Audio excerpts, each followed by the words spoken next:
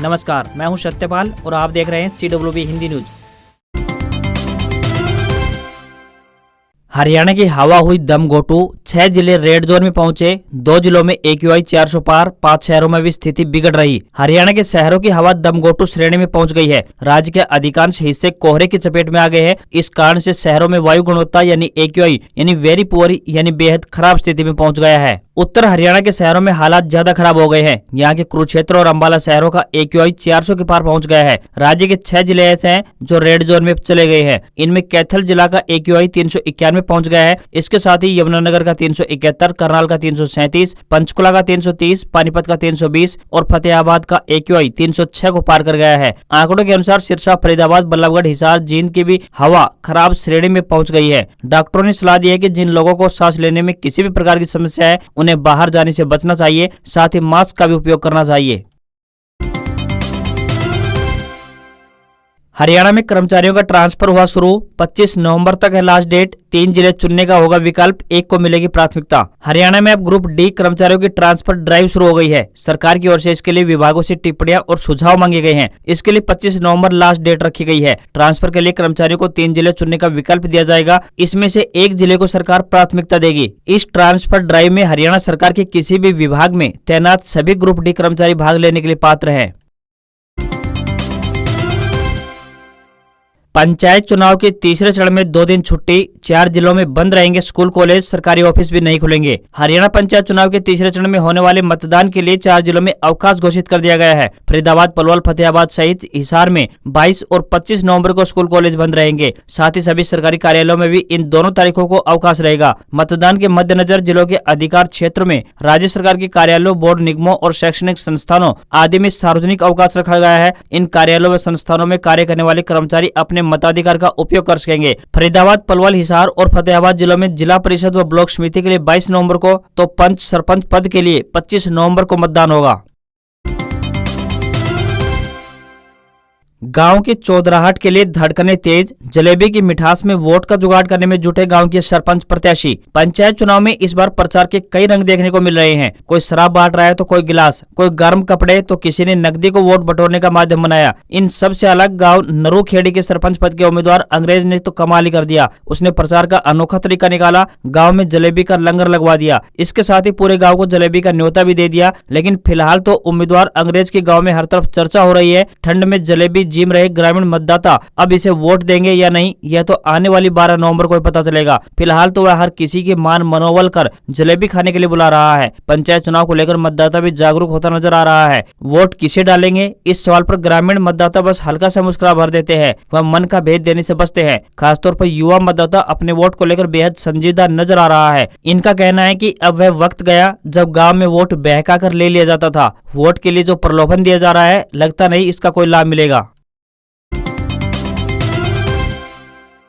महेंद्रगढ़ केंद्रीय विश्वविद्यालय में दाखिले का अंतिम अवसर, स्नातकोत्तर कक्षाओं के लिए ओपन फिजिकल काउंसलिंग आज, रिक्त सीटों पर होगा एडमिशन। हरियाणा के महेंद्रगढ़ में हरियाणा केंद्रीय विश्वविद्यालय महेंद्रगढ़ में शैक्षणिक सत्र 2022-23 के लिए जारी दाखिले की प्रक्रिया के अंतर्गत विभिन्न स्नातकोत्तर कार्यक्रमों में रिक्त सीटों के लिए शुक्रवार यानी आज ओपन फिजिकल काउंसलिंग का आयोजन किया जाएगा। विश्वविद्यालय के कुलपति प्रोफेसर टंकेश्वर कुमार ने दाखिला कार्यक्रम के संबंध में स्पष्ट किया है कि विश्वविद्यालय में उपलब्ध विभिन्न पाठ्यक्रम में दाखिले हेतु विद्यार्थियों को अधिकतम अवसर उपलब्ध करवाने की दिशा में अब तीसरी ऑनलाइन काउंसलिंग के बाद रिक्त रह जाने वाली सीटों पर फिजिकल काउंसलिंग के आधार पर दाखिले दिए जाएंगे। उन्होंने बताया कि ओपन फिजिकल काउंसलिंग हेतु विद्यार्थियों को संबंधित विभाग में आज प्रातः 9 बजे से लेकर दोपहर 1 बजे के बीच विश्वविद्यालय के संबंधित विभाग में रिपोर्ट करना होगा। ओपन फिजिकल काउंसलिंग में विद्यार्थियों को अपने दस्तावेजों की मूल प्रति के साथ एक सेट फोटोकॉपी लानी आवश्यक है। भिवानी में सेना भर्ती रैली 12 से एसडीएम ने लिया तैयारियों का जायजा, 4 जिलों के युवा लेंगे भाग। हरियाणा के भिवानी में 12 से 15 नवंबर तक सेना की भर्ती रैली का आयोजन किया जाएगा। भीम स्टेडियम में इस रैली को लेकर सेना व प्रशासन की ओर से तैयारियां की जा रही है, जो कि अंतिम चरण में है। भर्ती रैली में भिवानी के साथ चरखी-दादरी, महेंद्रगढ़ और रेवाड़ी जिला के युवा भाग लेंगे। भिवानी के एसडीएम एवं सेना भर्ती के जिला नोडल अधिकारी संदीप अग्रवाल ने गुरुवार को भीम स्टेडियम में सेना भर्ती रैली स्थल का दौरा कर संबंधित अधिकारियों को जरूरी दिशा निर्देश दिए। एसडीएम ने कहा कि 12 से 25 नवंबर तक आयोजित होने वाली सेना भर्ती रैली की तैयारियां लगभग पूरी हो चुकी है। एसडीएम ने बताया कि रैली में भाग लेने वाले उम्मीदवारों को अपने साथ केवल आवश्यक दस्तावेज ही रैली स्थल पर ले जाने की इजाजत दी जाएगी। कोई भी व्यक्ति अपने साथ कोई इलेक्ट्रॉनिक उपकरण या मोबाइल फोन लेकर रैली में भाग नहीं ले सकता। अब ट्रैक्टर पर बजता मिला तेज म्यूजिक तो कटेगा चालान। ट्रैक्टरों के पीछे कानफोड़ लगे म्यूजिक सिस्टम तथा देर रात तक डीजे बजाने पर पुलिस ने शिकंजा कसने का निर्णय लिया है। जींद एसपी ने सभी थाना प्रभारियों को आदेश देते हुए साफ तौर पर कहा है कि अगर सड़कों पर ट्रैक्टर के पीछे कानफोड़ म्यूजिक सिस्टम बजता हुआ पाया जाता है तो तुरंत ट्रैक्टर चालक के खिलाफ कार्रवाई करे। इसी प्रकार होटलों, धर्मशालाओं व सार्वजनिक स्थानों पर देर रात तक डीजे बजता पाया जाता है तो उसके खिलाफ भी कार्रवाई अमल में लाई जाए। रात्रि 10 बजे से लेकर सुबह 6 बजे तक लाउड स्पीकर तथा डीजे बजाने पर सर्वोच्च न्यायालय द्वारा प्रतिबंध लगाया गया है। पटाखे छोड़ने वाले बुलेट बाइकों के बाद अब पुलिस की ट्रैक्टरों के पीछे लगे कानफोड़ म्यूजिक सिस्टमों पर निगाह टेढ़ी हो गई है। रात को लोगों की नींद खराब न हो और उनके कामकाज में दखल न पड़े, इसको लेकर रात्रि 10 बजे से लेकर सुबह 6 बजे तक डीजे तथा बैंड बाजों के बजाने पर भी प्रतिबंध लगा दिया गया है। होटल, धर्मशालाओं, बारात घर संचालकों को रात्रि 10 बजे के बाद डीजे तथा बैंड बाजे न बजाने के दिशा निर्देश जारी किए गए हैं। National memes cum merit scholarship परीक्षा हेतु परीक्षार्थियों के प्रवेश पत्र आज से होंगे लाइव। हरियाणा विद्यालय शिक्षा बोर्ड द्वारा राष्ट्रीय साधन व योग्यता छात्रवृत्ति यानी NMMS परीक्षा नवंबर 2022 का आयोजन 20 नवंबर 2022 यानी रविवार को किया जा रहा है। इस परीक्षा के प्रवेश पत्र 11 नवंबर 2022 से यानी आज से बोर्ड की आधिकारिक वेबसाइट www.bses.org.in एवं SCERT गुरुग्राम हरियाणा की वेबसाइट SCERT-haryana.gov.in पर उपलब्ध होंगे। इस परीक्षा से संबंधित परीक्षार्थियों के प्रवेश पत्र यानी एडमिट कार्ड 11 नवंबर 2022 यानी आज से लाइव किए जा रहे हैं। पात्र परीक्षार्थी अपना आधार नंबर व जन्म तिथि भरकर अपना प्रवेश पत्र यानी एडमिट कार्ड डाउनलोड कर सकते हैं। इंटरनेशनल गीता महोत्सव अपडेट 48 कोस के 75 तीर्थों पर भी गीता महोत्सव को लेकर होंगे सांस्कृतिक कार्यक्रम। कुरुक्षेत्र 48 कोस के परिधि के अंतर्गत आने वाले 75 तीर्थों पर भी अंतर्राष्ट्रीय गीता महोत्सव 2022 को लेकर सांस्कृतिक कार्यक्रमों का आयोजन होगा। इन तीर्थों पर हरियाणा कला एवं सांस्कृतिक विभाग की तरफ से कार्यक्रमों की प्रस्तुति दी जाएगी। यह कार्यक्रम इस वर्ष 19 नवंबर से लेकर 4 दिसंबर तक आयोजित किए जाएंगे। कुरुक्षेत्र के उपायुक्त शांतनु शर्मा ने KDB के अधिकारियों को 48 कोस तीर्थों पर सांस्कृतिक कार्यक्रम करने के निर्देश देते हुए कहा कि कुरुक्षेत्र 48 कोस के अंतर्गत करनाल, कैथल, जींद, कुरुक्षेत्र और पानीपत के 75 तीर्थों को शामिल किया गया है। इन तीर्थों पर जहां हरियाणा कला एवं सांस्कृतिक विभाग की तरफ से लोकल कलाकारों के माध्यम से सांस्कृतिक कार्यक्रमों की प्रस्तुति दी जाएगी, वहीं तीर्थ कमेटी या फिर ग्रामीणों के साथ मिलकर तीर्थ स्थल पर हवन यज्ञ, धार्मिक कार्यक्रम के साथ साथ अन्य कार्यक्रमों का आयोजन भी किया जाएगा। उपायुक्त ने कहा कि कुरुक्षेत्र में अंतर्राष्ट्रीय गीता महोत्सव का आयोजन 19 नवंबर से लेकर 6 दिसंबर तक किया जाएगा। इस समय अवधि में क्राफ्ट और सरस मेला लगाया जाएगा और मुख्य कार्यक्रम 29 नवंबर से 4 दिसंबर तक आयोजित किए जाएंगे। अखिल भारतीय सैनिक स्कूल में प्रवेश परीक्षा के लिए ऑनलाइन रजिस्ट्रेशन शुरू, 30 नवंबर तक करें आवेदन। अखिल भारतीय सैनिक स्कूल में प्रवेश परीक्षा के शैक्षणिक सत्र 2023-24 तक कक्षा 6ठी व 9वीं के लिए ऑनलाइन रजिस्ट्रेशन प्रक्रिया आरंभ हो गई है। नेशनल टेस्टिंग एजेंसी यानी NTA ने इच्छुक और योग्य उम्मीदवारों को पोर्टल पर आवेदन आमंत्रित किए हैं। जो विद्यार्थी 2023-24 शैक्षणिक वर्ष के लिए सैनिक स्कूल में कक्षा 6ठी व 9वीं में प्रवेश लेना चाहते हैं वे 30 नवंबर तक पोर्टल पर आवेदन कर सकता है। इस बार सैनिक स्कूल एडमिशन 2023 के लिए लड़के व लड़की दोनों को आवेदन करने की अनुमति है, लेकिन लड़कियों के लिए इस बार केवल कक्षा 6 में ही प्रवेश खोला गया है। कक्षा 6ठी में प्रवेश के लिए उम्मीदवारों की आयु 21 मार्च 2023 को 10 से 12 के बीच होनी चाहिए। कक्षा 9वीं में प्रवेश के लिए उनकी आयु 13 से 15 वर्ष के बीच होनी चाहिए तथा प्रवेश के समय किसी भी मान्यता प्राप्त स्कूल से कक्षा 8वीं उत्तीर्ण होना अनिवार्य है। किसानों के लिए अच्छी खबर, किसानों को सब्जी की खेती के लिए लो टनल पर बागवानी विभाग देगा 50% अनुदान। किसानों की आमदनी बढ़ाने के लिए जिला बागवानी विभाग नई नई तकनीकें व योजनाएं लेकर आ रहा है, जिसके चलते इस वर्ष जिले में लो टनल योजना पर बागवानी विभाग 1,45,000 रुपए का किसानों को अनुदान देकर उनकी आमदनी बढ़ाने के लिए प्रोत्साहित करेगा। इसमें प्रति एकड़ किसान को 15,000 रुपए तक अनुदान राशि के रूप में मिलेंगे। इसके लिए किसान को 50% प्रति एकड़ पर अनुदान दिया जाएगा। इच्छुक किसान विभाग की वेबसाइट पर ऑनलाइन आवेदन कर सकते हैं। इस योजना का लाभ एक किसान 2.5 एकड़ पर ले सकता है। जींद जिला बागवानी अधिकारी विजय पानू ने बताया कि बागवानी विभाग का लक्ष्य है कि जिले में अगेती किस्म की सब्जियां किसान लो टनल विधि द्वारा उगाएं। अगेती किस्म की सब्जियों के किसानों को मंडी में ज्यादा रेट मिलेंगे, जिससे किसानों की आमदनी बढ़ेगी। लो टनल योजना पर जिले में पहली बार यह अनुदान दिया जा रहा है। इच्छुक किसान विभाग की वेबसाइट पर ऑनलाइन आवेदन कर सकते हैं।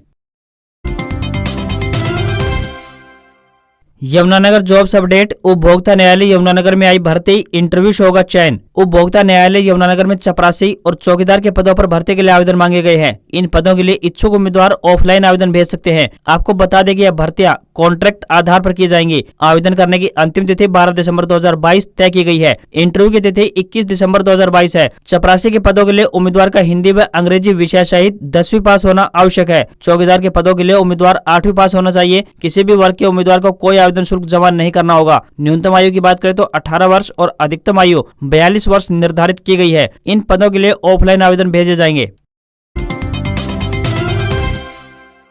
10 साल पहले बने आधार कार्ड को अपडेट करवाना होगा अनिवार्य, सरकार ने जारी की गाइडलाइंस। आधार कार्ड यूजर्स के लिए एक महत्वपूर्ण खबर है, खासकर वे लोग जिनके आधार कार्ड को बने हुए 10 साल या फिर इससे ज्यादा समय हो गया है। यदि किसी व्यक्ति ने आधार कार्ड में अभी तक एक बार भी अपना नाम या पता बदलवाने के लिए कोई कागजात देकर अपडेट नहीं किया है तो वह अब अनिवार्य कर दिया गया है। यह कदम इसलिए उठाया गया है ताकि आधार कार्ड के साथ व्यक्ति का डाटा का मिलान सही से हो सके। सरकार का कहना है कि बहुत से लोगों के एड्रेस, मोबाइल नंबर या फिर अन्य कोई जानकारी में बदलाव हुआ है। ऐसे में आधार कार्ड को अपडेट करवाने की आवश्यकता है। बता दें कि ग्रामीण क्षेत्रों के लोगों के लिए यह अपडेट बहुत ही आवश्यक है, क्योंकि इन लोगों के आधार कार्ड बने हुए 10 साल या फिर इससे भी लंबा वक्त हो गया है। यह अपडेट आप किसी भी आधार कार्ड वाले सेंटर पर जाकर करवा सकते हैं। इसके लिए आपको फोटोयुक्त ID साथ लेकर जाना होगा, जिस पर आपके घर के पूरे एड्रेस की जानकारी हो। ड्राइविंग लाइसेंस से लेकर अन्य कोई भी ID देकर आप आधार कार्ड को अपडेट करवा सकते हैं।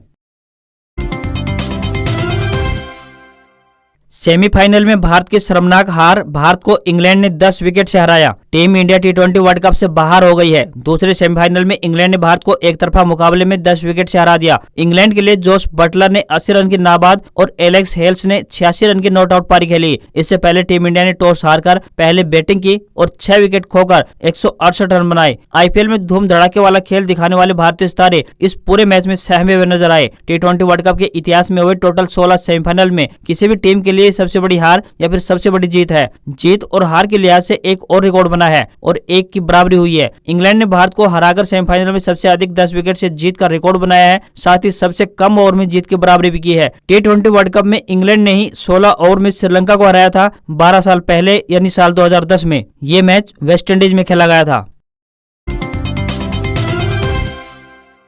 SSC GD कांस्टेबल के 24,000 पदों पर निकली भर्ती, उम्मीदवारों को आयु सीमा में मिलेगी 3 साल की छूट। कर्मचारी चयन आयोग ने SSC GD कांस्टेबल भर्ती 2022 के लिए आवेदन का लिंक एक्टिव कर दिया है। SSC GD कांस्टेबल भर्ती 2022 का नोटिफिकेशन 27 अक्टूबर को जारी हुआ था। इसके जरिए 24,000 से अधिक खाली पदों पर भर्ती होगी। SSC GD कांस्टेबल भर्ती के लिए उम्र सीमा 18 से 23 साल है। आरक्षित वर्ग के उम्मीदवारों को सरकारी नियमानुसार अधिकतम आयु सीमा में छूट मिलती है, जो इस बार भी जारी रहेगी। SSC GD कांस्टेबल भर्ती 2022 में सभी कैंडिडेट्स अधिकतम आयु सीमा में 3 साल की छूट मिलेगी। आयु सीमा में 3 साल की छूट देने का फैसला कोरोना महामारी के चलते लिया गया है। ऐसे में यदि आप GD कांस्टेबल भर्ती के लिए ओवरेज हो चुके हैं तो भी एक मौका है। अधिकतम आयु सीमा में 3 साल की छूट के साथ उम्मीदवारों को जन्म 2 जनवरी 1997 से पहले नहीं हुआ होना चाहिए। वहीं एक अन्य खबर पर नजर डालें तो सराफा बाजार में आज सोने में कोई बदलाव नहीं हुआ है और चांदी में गिरावट देखने को मिली है। 24 कैरेट सोना 51,514 रुपए प्रति 10 ग्राम पर बंद हुआ। चांदी की बात करें तो ये 61,200 रुपए प्रति किलोग्राम पर पहुंच गई है। वहीं रुपया डॉलर के मुकाबले 33 पैसे कमजोर होकर 81 रुपए 80 पैसे के स्तर पर पहुंच गया है। आज खबरों में बस इतना ही। देखते रहिए CWB हिंदी न्यूज। नमस्कार।